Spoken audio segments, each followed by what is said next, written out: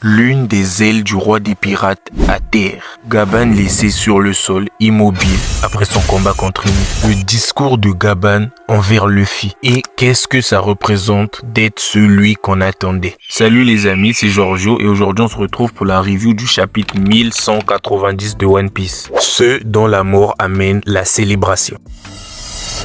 Mais avant tout, on va se faire un petit résumé du chapitre. Gaban débarque pour sauver Luffy, parce que si Luffy meurt, Oda il se retrouve au chômage. Donc c'est mission sauver le protagoniste. Après ça, on le chope par le callback, 2 claques dans la tête, on lui dit de se bouger les fesses parce que sinon tu vas crever. Ensuite, Gaban il va farmer un peu l'aura, passe-temps contre Imu, échange de coups d'épée, bababa. Mais quand Imu il va décider de passer aux choses sérieuses, je rappelle qu'Imu sur Elbaf c'est palmarès 100% de kill. Il balance juste à l'ancien Romain, Toby continue.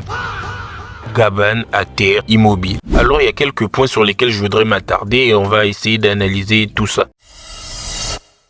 Le roi des pirates. Gaban explique à Luffy que être le roi des pirates, ce n'est pas tout beau tout rose. Parce que le roi des pirates, c'est quand même l'ennemi numéro 1 du monde entier.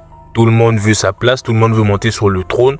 Donc c'est le gars à abattre. Et Gaban lui dit aussi que s'il compte devenir le roi des pirates en souriant bêtement, il n'a qu'à rentrer chez Will. Mais pourquoi dire ça? Luffy, sachant tout bien que c'est Nika, le dieu libérateur, celui qui sourit, il libère les gens avec le sourire. Ce que Gaban veut dire par là, ce n'est pas est-ce que Luffy peut devenir le roi des pirates, mais plutôt est-ce qu'il peut être le roi des pirates en restant Luffy. Parce qu'être le dieu soleil, celui qui délivre les peuples, le libérateur, celui dont les prisonniers vont prier en espérant être sauvés, c'est bien beau. Mais avoir la responsabilité de tout un monde sur tes épaules, je pense pas que ce soit la chose la plus chill.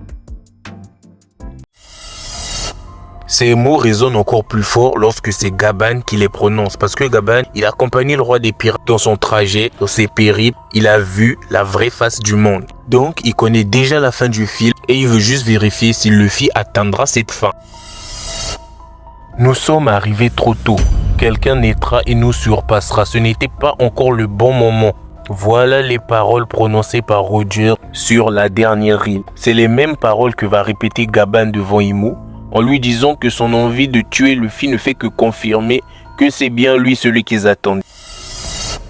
Mais alors qu'est-ce que Luffy fera dans le prochain chapitre? Le chapeau de paille n'a pas d'autre option que de se bouger les fesses. Parce que depuis le début du combat, il n'a fait que de servir de brochette à Imu.